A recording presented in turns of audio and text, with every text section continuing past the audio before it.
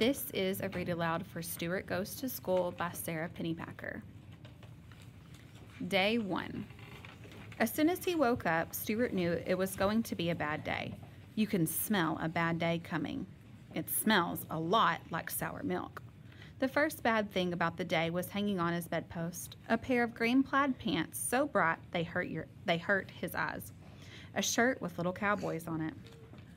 Stuart was excellent at worrying. In fact, worrying was his best thing, but he had forgotten to worry about this. Every year, his mother made him dress up for the first day of school in clothes nobody else would wear. Stuart and his family had just moved to Punbury. He would be new at school, so he already had plenty to worry about. What if he forgot everything he learned in 2nd grade? What if he couldn't find the bathroom?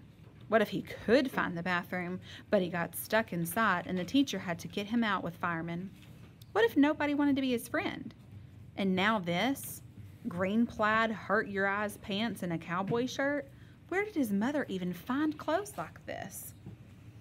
Stuart, he heard his mother call, I left you a nice new outfit. It was your father's when he was in 3rd grade. Now isn't that something? Stuart buried himself under his quilt. It would be impossible to make friends now. The other kids were going to fall down left and right laughing at him. Even cowboys would fall down left and right laughing at him. He poked his head back out. Wait a minute.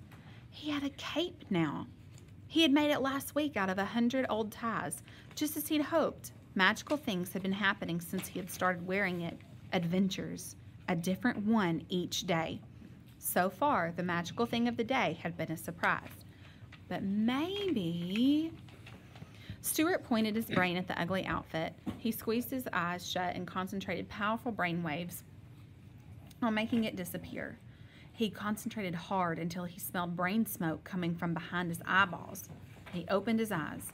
The outfit was still there. It looked more horrible than before.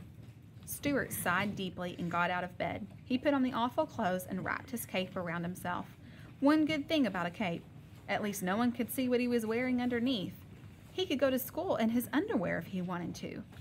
Not that he wanted to, of course. Stuart's family was eating breakfast when he came downstairs. Good morning, said his father cheerfully. He was going off to his job as a carpet cleaner. Good morning, said his mother cheerfully. She was going off to her job as a beautician. Good morning, said Aunt Bubbles cheerfully. She was going off to her job as a baker. I don't think it's a good morning, answered Stuart glumly. He was going off to be a total flop as a 3rd grader.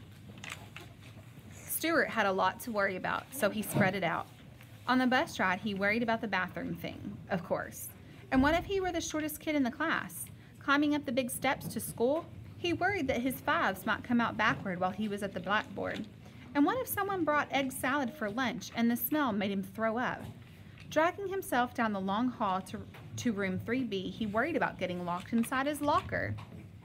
And what if a wasp were hiding inside his juice carton at snack time and stung him, and his lips swelled up like a water balloon? Stuart found the seat with his name tag and began worrying about the bathroom thing again. If worrying were a sport, he would have a neck full of gold medals by now. Good morning, children, said the teacher. My name is Mrs. Spindles. Would anyone like to start by sharing something for our big, interesting world?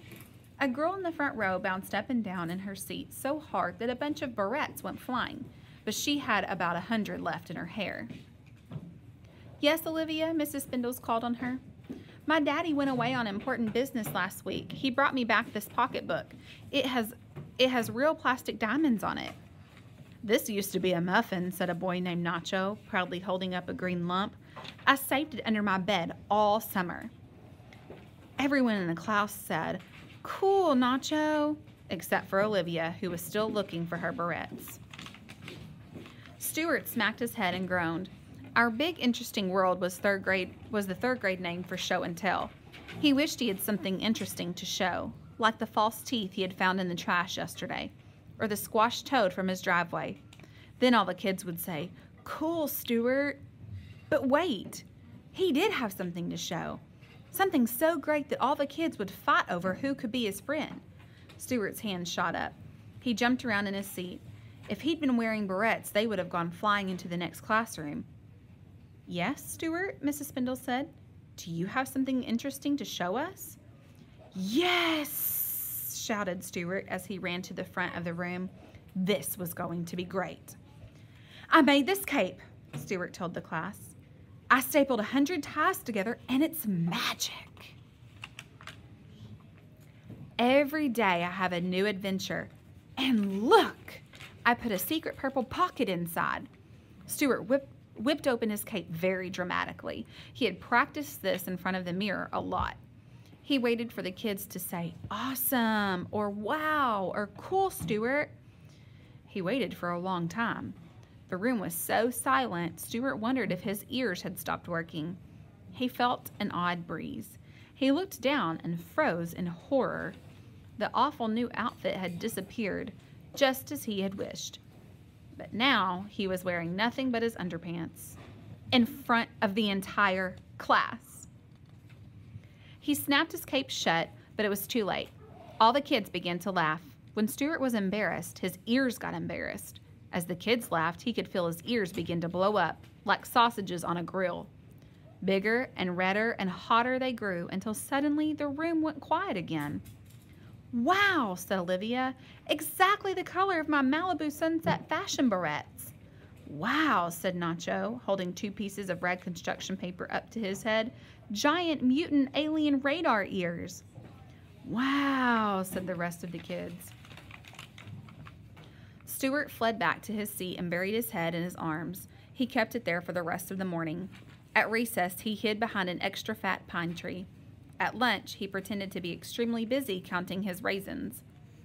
On the bus ride home, he put his lunchbox on the seat beside him and stared out the window so no one would sit with him. He would never make a friend now, not after this morning. But so what? He had a really good friend in his old town, and look what happened. He had to move away. Besides, the kids here looked like a lot of trouble. If he made friends with Olivia, he'd just spend his whole life looking for her barrettes or admiring her pocketbooks. If he made friends with Nacho, he'd have to watch out for moldy food. No, it was better this way. He had a maniac cat that he loved. He had met the trash collector yesterday, and they were going to be partners in saving junk, and he had his cape. All he had to do was be a little more careful about what he wished for from now on.